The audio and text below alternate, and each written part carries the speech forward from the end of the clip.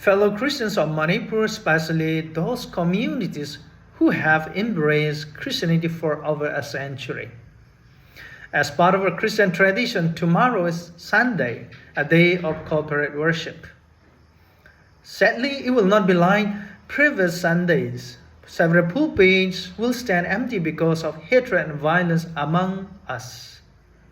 3 pastors from the Koki community will no longer appear to feed their flock, and 2 pastors from the Lengme community remain in hostage.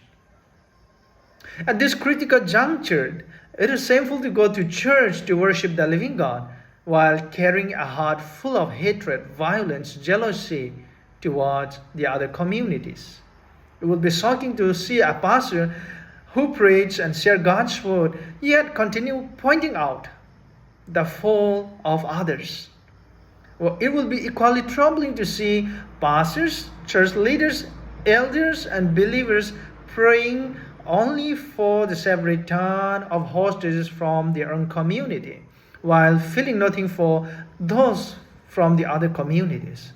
If this is the case, we must fully reflect on whom we worship. Perhaps we do not really know the God of the Bible. We really need to rethink and retrospect the way we practice our faith and how we perceive the God of the Bible.